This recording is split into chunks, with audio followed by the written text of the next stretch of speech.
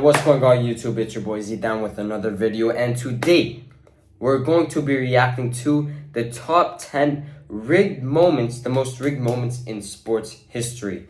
Now, if you guys do not know what that means, it means like the most robberies. For example, like I'm a football fan. As you can see, Morocco, I'm a football fan. A football robbery can be like Chelsea versus Barcelona, 2012. When Chelsea got robbed and Didier Drogba was like disgrace. But I think they're gonna have this in this video. So without further ado, let's get right into the video and let's check it out. If you guys have already liked the video, subscribe, and let's get right into it. Let's go. Top 10 most rigged moments in sports history. Let's go. It's in human nature to cheat, especially when the stakes are high. Throughout sports history, we have witnessed game fixes, PEDs, paid-off referees, and various other ways to bypass the rules. Here are the top 10 rigged moments in sports.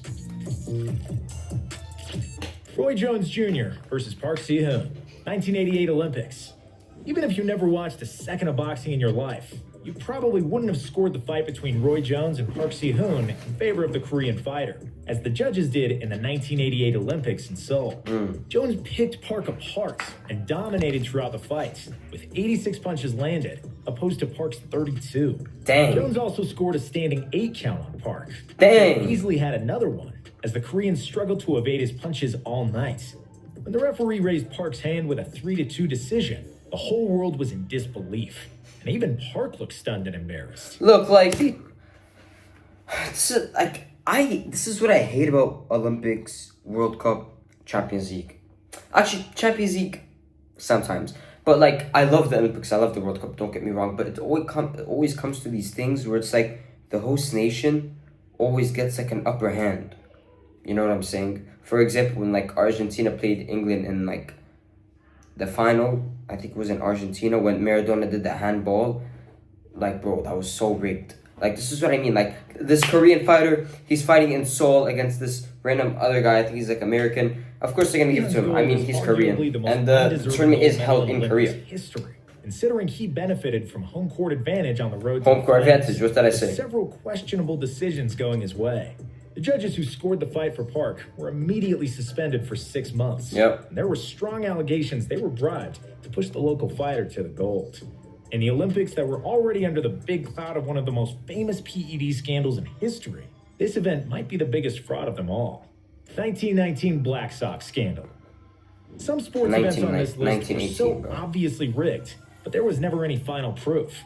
In the 1919 World Series scandal, the crime has been proved and confirmed in the court of law. More than a century ago, mobsters and bookies could influence sporting events in their favor, but nobody thought they would rig the World Series. But that's precisely what happened, and more than half a dozen of Sox players were in cahoots to throw the baseball. See, this is the problem, bro, especially in the 90s, but I don't think it has, it happens, like, as much as now, where it's like, you could pay the refs and stuff, you know what I mean? Because now they're more strict on that. But I think that still happens in Serie A. In football, but I don't know. In the best-of-9 series, but instead, the opposite happened. Numerous walks, uncharacteristic misses, and overall sloppy play reeked of a fix, as the Reds took on a 4-1 lead. But after the bookies failed to pay the Sox players the promised $100,000 in cash by the 5th game, the crooked Sox decided to stop playing dead and started playing for real. They won the next 2 games, but under threats to their families, they finally lost the deciding Game 8, which would bring the first championship to Cincinnati. Dang, so they were 4-1 up. They just had to win one more game and they rigged it. Finally broke and admitted the World Series was rigged. I don't know why I did it. I needed the money. I have a wife and kids. After him, 7 other players involved admitted the crime and were forever dubbed the Black Sox. Houston Astros sign-stealing scandal. If you're not familiar with the concept and process of sign-stealing, it's about observing and relying on the signs that the catcher from the opposing team gives to the pitcher. The signs are then passed on to the hitter, who thus knows what move to expect. The Astros got caught with their hands in the cookie jar in the season in which they won their first, and so far, the only World Series. Information leaked when the former Houston pitcher Mike Fears revealed the Astros were stealing signs through a live broadcast on a television screen, bats, and so they're catching the other, like, catcher signs. They were That's fined great. $5 million. And Dang. the next 2 drafts. And their coach and GM were subsequently fired. And although many believe that their World Series title should have been taken away, the Astros are still credited as MLB champions in 2017. 1972 Olympic basketball 2017, that was like, what, a few years Before ago? 1972, the USA always dominated every basketball Olympic tournament and won gold every single time. They came into the finals of the 1972 Munich Olympics with a 63-0 record, and everybody expected them to reach their 64th victory and the gold against the Soviet Union. But the Soviets had other plans. They held a 10-point lead in the fourth quarter when the Americans snapped out of their funk and started hard pressing their opponents. With 3 seconds remaining and a 49-48 lead for the Soviets, Doug Collins was fouled hard beneath the basket. He sank both free throws and completed the comeback. As the clock was running out, the Soviet bench intervened and claimed they requested a timeout, so the clock was pushed back to 3 seconds. After the play resumed, the Soviets failed to take a shot, and the game appeared to be over, and the Americans celebrated their 7th Olympic title. But then, refs claimed the malfunction of the shot clock and ordered the game to resume with the 60 seconds remaining. Third time's a charm, and with the Americans emotionally completely drained, they finally scored and won the title. The USA team appealed, but to no avail, as the 3 out of 5 game commissioners were from the communist countries. Yeah, see, that's why, bro. Like, especially back then, communist Russia, like, I don't mind Russia. Like, Russia's nice, bro. But, like, back then, bro, like, bro, I bet they would have executed those judges, bro, or those refs, bro, if they didn't put it in the Soviet Union's favor, bro. I'm not gonna lie. So, I don't blame the refs, but, bro, it's like, this is why I hate. I hate when, like, hosts, like, strong host countries host, like, a World Cup or, like, Olympics, bro, because, like, bro, it's always going to be in their favor, you know what I'm saying? Like, at the Olympics last year, I think, Summer Olympics, basketball, France versus, like, USA in the final. Like, bro, I was watching it live, bro, France were getting so many calls because it was in France, you know? And it became a close game, but at the end, like, you know, LeBron knocked in and he won the match. 2002 Western Conference Finals, Game 6. Dick Bavetta is known mostly for 2 things: racing and kissing Charles Barkley. Yo! Hey, yo! What the heck? Oh, heck no, bro. What is he doing, bro? Bro, it's so nasty, bro. It's refereeing job in NBA history in Game 6. No warning or nothing, bro. Western Finals. Bro. It's hard to believe this now. Get them a room, bro. What is this? The Sacramento Kings were the most exciting team in the NBA, with the best record in the regular season. Led by prime Chris Webber, Mike Bibby, and the Serbian duo of Divac and Stojakovic, the Kings were considered the only threat to the Lakers, who were aiming to three-peat as the world champs. The Lakers complained about the lack of foul calls in previous games, and the refs obliged. They called every touch, and the Kings' entire front line was loaded in fouls. Scott Pollard, for example, fouled out in just 11 minutes on the floor. In the fourth quarter alone, the Lakers had an incredible 27 free throws, most of which were converted by Shaq with his foot well on the free throw line. But maybe the most brutal mistake the refs made was the uncalled foul on Mike Bibby, when Kobe blatantly elbowed him and bloodied his nose.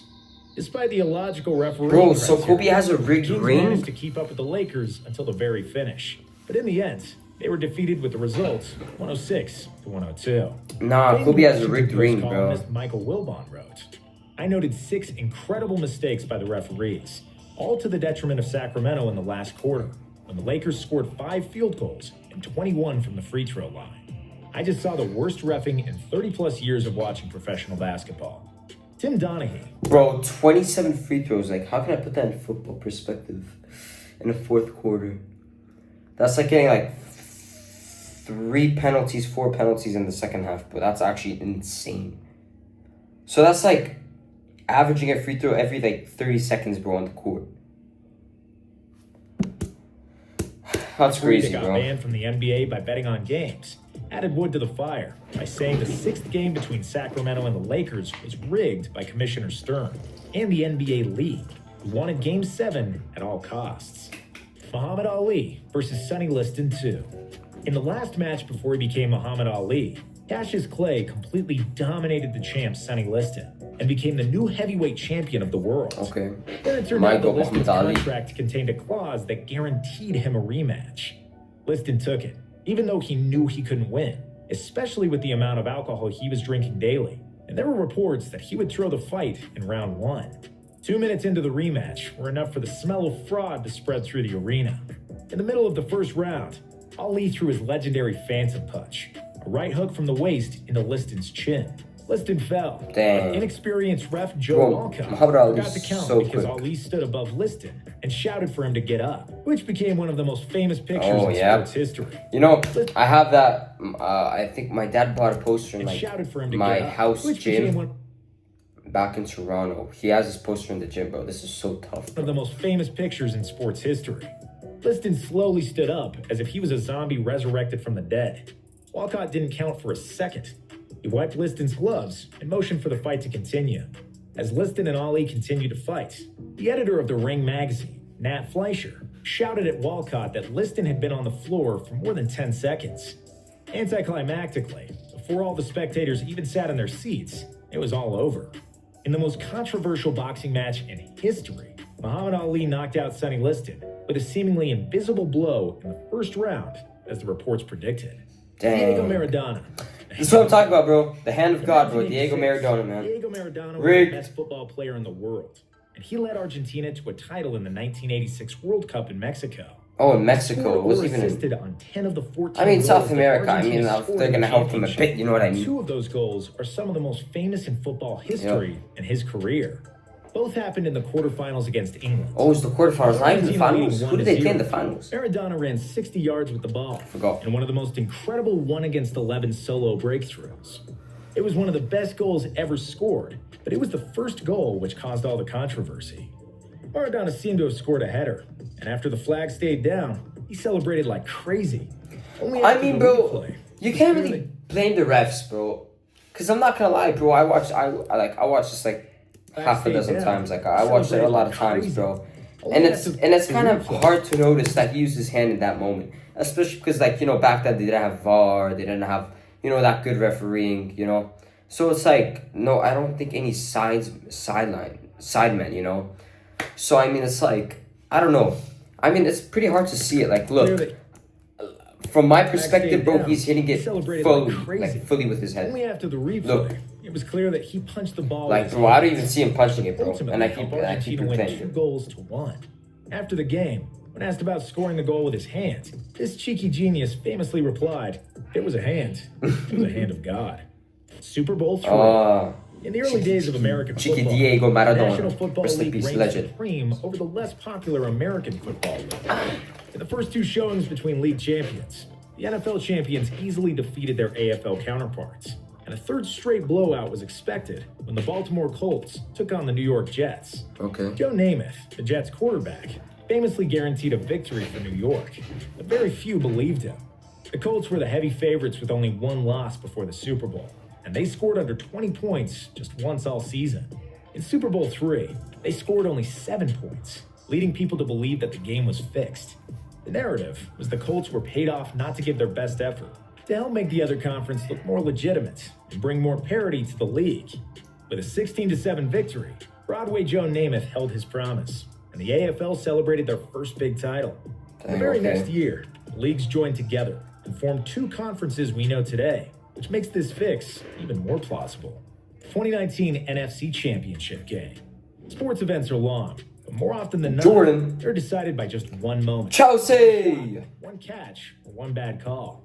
Tommy Lee Lewis, a New Orleans Saints receiver, tried to catch a thrown ball in the 2019 NFC Conference Finals. Okay. Just to run out of the ball. Aaron ground under his Oh! feet after Nickel Robbie Coleman, corner of the Los Angeles Rams, crashed into him.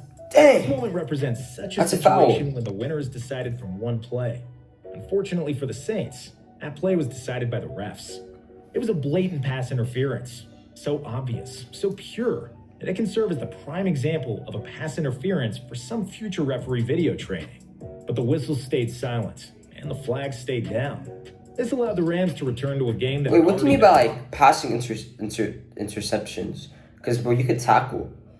Let me know what that means in the comments, bro, because I don't really watch NFL, bro. To be honest, the only time I watch American football, bro, is when it's the Super Bowl. I'm not gonna lie to you. Lost. Other than The that, offense been nothing. rewarded. The Saints could have easily taken off almost all the time from the clock. It was pretty entertaining. I love playing American football. And left the Rams for Especially 15 flag football. seconds Flag football without is a hard. timeout to try some Hail Mary. This is how Sean McVay's players got more than a minute and a half with a timeout, which allowed them to march down the field, send the game into overtime, and eventually win. The referees made 6 or 7 big mistakes during the game, and at least 5 of them were to Saints' detriment, making this the most rigged game in recent NFL history. 1985 NBA Draft Lottery. Like, bro, imagine how much like key games could have ended in sports history that could have changed sports history forever. Like one that comes in mind is, of course, the Diego Maradona incident. The other one is what else? 2017 Real Madrid final, 2019 Real Madrid final. Like, how much stuff could happen, you know? Lottery system is based on the 1985 draft. A lot of Barcelona, you know, robberies too. And selected Patrick Ewing. It was the first draft lottery in NBA history, and the most scrutinized to this day. Many people still believe that the commissioner, David Stern, had business interests in turning the Knicks into a winning team. So he supposedly put the envelope with the Knicks name in the freezer to know which one to pull out to be the lottery winner. Oh. Thank you for watching. Oh, so he knew which one is colder. Oh, that's actually pretty smart, I'm not gonna lie. But yeah, guys, so that was the top 10 most rigged moments in sports. Half of it was like NFL, MLB. I think this is like an American channel, so it wasn't really football. But if you guys want to see top 10 most rigged moments in football, I am so down for that because I have so much controversial opinions of that. But thank you guys for watching this video. See you in the next time. Peace.